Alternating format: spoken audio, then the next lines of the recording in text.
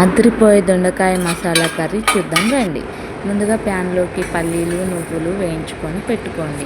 ఇవి దొరగా వేగగానే అదే ప్యాన్లోకి ధనియాలు, ఎండు కొబ్బరి, యాలకులు, లవంగాలు, ఒక దాల్చిన చెక్క ఇవన్నీ వేసి మంచిగా వేయించుకోండి.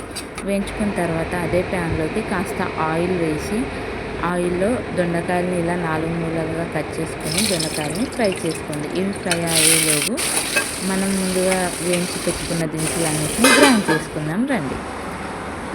ఇవన్నిటిని మెత్తటి పేస్ట్ లాగా గ్రైండ్ చేసుకోవాలి.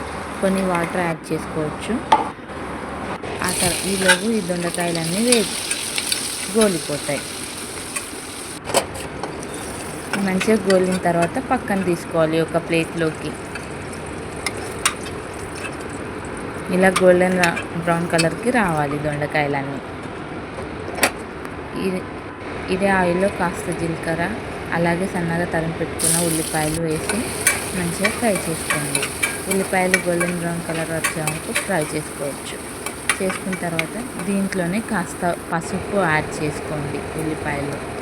ఆ తర్వాత దీంట్లోకి మనం ముందుగా గ్రైండ్ చేసి పెట్టుకున్న ఈ పల్లీలు, నువ్వులు, ధనియాలు, ఈ స్పైసెస్ అన్ని కలిసి పెట్టుకున్న ఈ పేస్ట్ని యాడ్ చేసుకున్నాం. ఈ పేస్ట్ కాస్త దగ్గరకు వచ్చేంత వరకు ఉడికించుకోండి.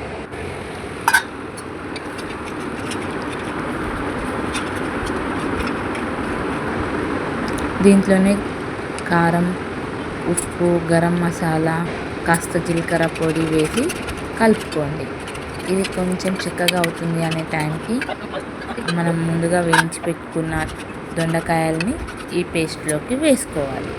వేసుకొని కాస్త కలిపి ఆ తర్వాత మూత పెట్టి కాసేపు మగ్గనిస్తే దాంట్లో ఉన్న ఆయిల్ అనేది పైకి తేలుతుంది. అప్పుడు దాంట్లో కాస్త కొత్తిమీర, అలాగే కొంచెం కసూరి మేతి వేసి మరి కాసేపు కలిపి మరి కాసేపు ఉడికించుకోండి.